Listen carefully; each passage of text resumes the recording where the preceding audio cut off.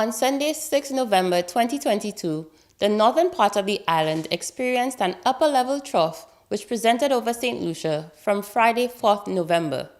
The rainfall between the hours of 11 a.m. and 3 p.m. accounted for more than half of the monthly average.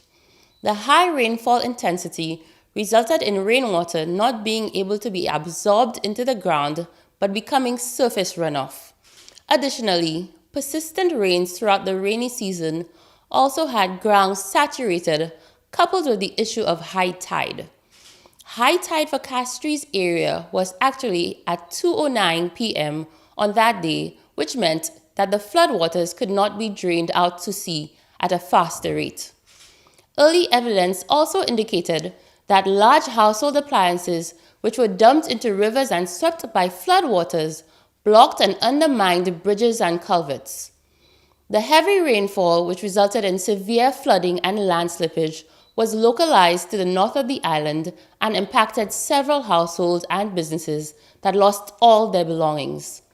This resulted in millions of dollars worth of infrastructural damage. Following the passage of the trough, teams from the Ministry of Infrastructure were dispatched to clear roadways and waterways. Emergency shelters were assessed for their suitability to temporarily house affected people. However, these households adopted either to go back to their homes or stay with friends and family. Thankfully, there has been no record of loss of lives. The National Emergency Management Organization, NEMO, distributed drinking water daily to affected households, along with emergency food boxes, bedding, and sanitizing agents. Additionally, the NEMO has mobilized volunteers to carry out assessments in the affected areas to compile a comprehensive report of the damages sustained to businesses and households.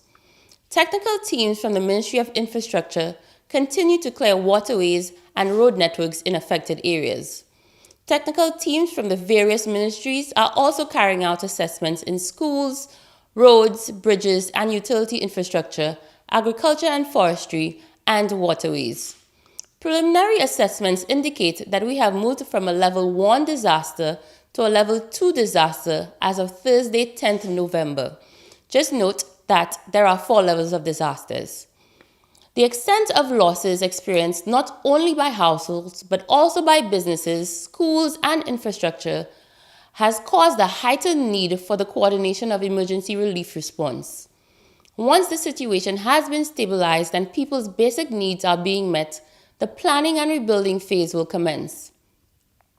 As of Thursday, 10th November 2022, the Prime Minister, Honorable Philip J. Pierre, activated $200,000 worth of food and sanitizing vouchers to be distributed to affected households through the National Emergency Organization, NEMO, and constituency offices which have had affected residents.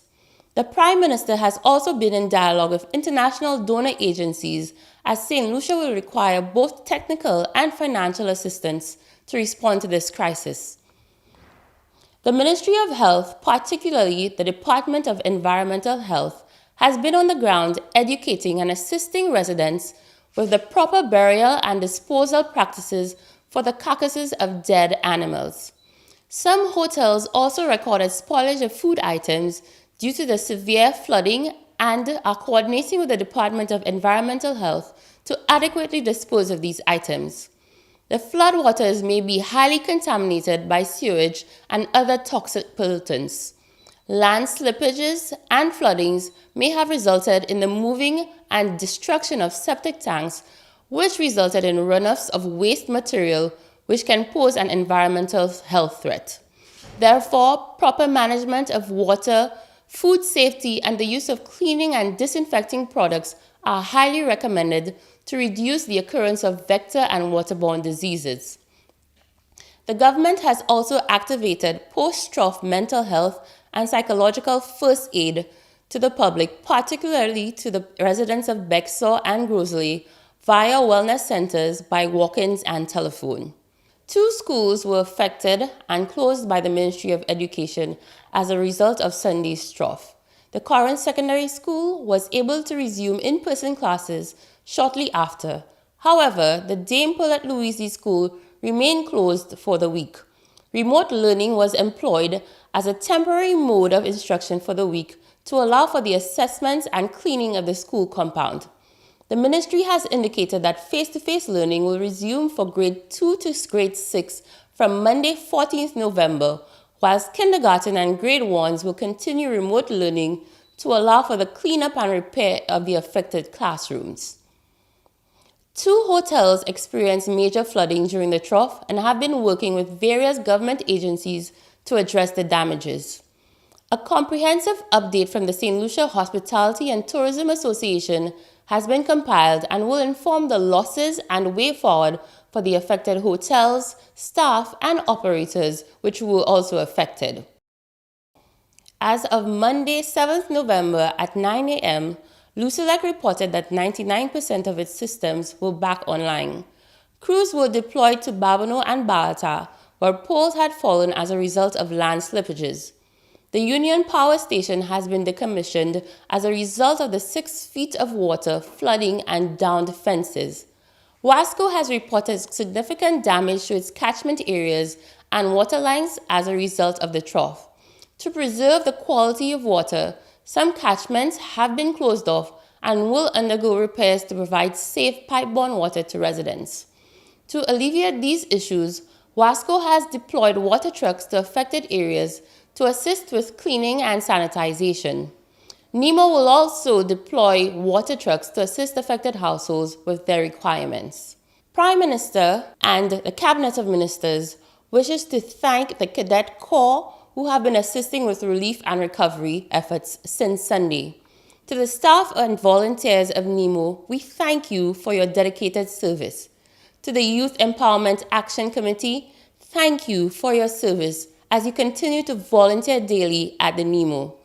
The staff of the various ministries and other organizations which have assisted in our preliminary relief efforts, you have our commendation and support, especially during this period. The task before us will require financial resources, volunteers, donations, coordination, patience, and empathy. Many families and businesses have lost a lifetime of investments and will have to start over. Therefore, we are appealing to the public to assist in the relief efforts by contributing financially via the following: First National Bank 6002760, Republic Bank 2002817, Bank of St. Lucia 9013000136, First Caribbean International Bank 10696217. To become a NEMO volunteer or for assistance with basic relief to affected households, please contact them at 452-3802. 452-3802. Thank you, and may God bless us all.